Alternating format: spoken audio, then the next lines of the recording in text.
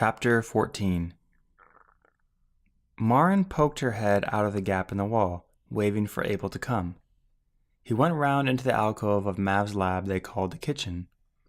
Marin showed him where they stored their water, carefully brought up from the drip caverns they'd found. There'd be time to show him those later. Water, she emphasized, was at least as precious as the terma. They brought some clay pots down the second hallway and into a new long cavern. Tall pillars of stone, ringed with vines of terma, rose upward toward earthlights high in the ceiling. "We can't build out, but we can build up," said Marin as she knelt to water the base of the stone. As she poured, creepers stretched their vines to reach the water, and she had to dodge a pitcher plant's tongue. "Come on," she said. "We have a lot of watering to do." Abel had to learn to climb while strapping the pot to his shoulder. Up the pillars they went. On the way, Marin whispered to small embedded stones, which came to life with yellow, green, and blue light. Earthlights, just like the growing room had, but with different personalities, Marin added. After a while, Belle joined them too. "Glad you could join us," said Marin. "Me too," said Belle without looking at her. For a moment, Abel watched the two older girls ignore each other for the balance of their work, which was another 20 pillars of stone.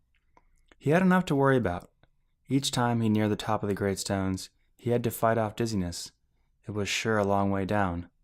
"Psst," said a voice. Abel had been focused on not falling. "What's up, Marin?"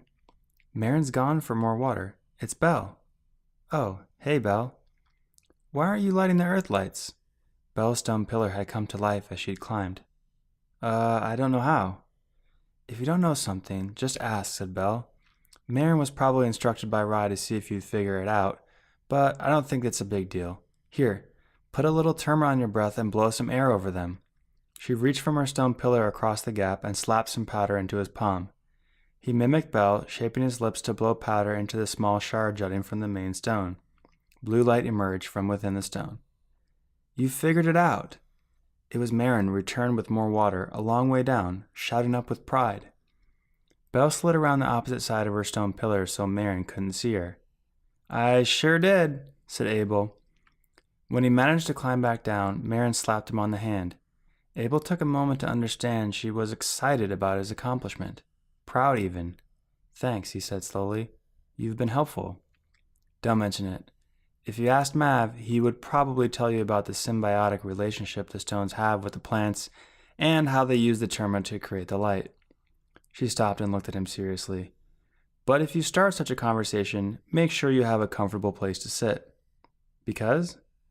"Because Mav can talk fast and he can talk for a long time. Makes you miss a system sometimes where everyone just works in peace." Abel watched her eyes roam to another place. Then she was back. "Here," she said, passing him a terma bulb. "Now that you know what to do with it." He took it, feeling a trace of guilt for hiding how he had learned. But Belle and Marin's silence toward the other meant something, and he didn't want to interfere with that. "You spend a lot of time in this room," said Abel. Marin nodded and put her head close to his. "I used to give most of my terma to Caden. Now I just keep them, although Mav occasionally coaxes one out of me. Then there's the rocks game, where I usually win them back." "I don't understand why you're giving me this," said Abel, "but thank you." Marin smiled. "If what the others are whispering about you is true, you're going to be happy to have it." What are the others saying about me? Abel thought. Abel held the bulb closer to his 1.5 eyes. How is it that something so small is so valuable, he thought. He pocketed the bulb. "And," said Marin, "the other thing it's useful for is my trips to the director's quarters." "What?" "It's part of my routine. We'll go there tonight." "We?" "Yes. Rye asked me to take you with me. We'll go after the first toll."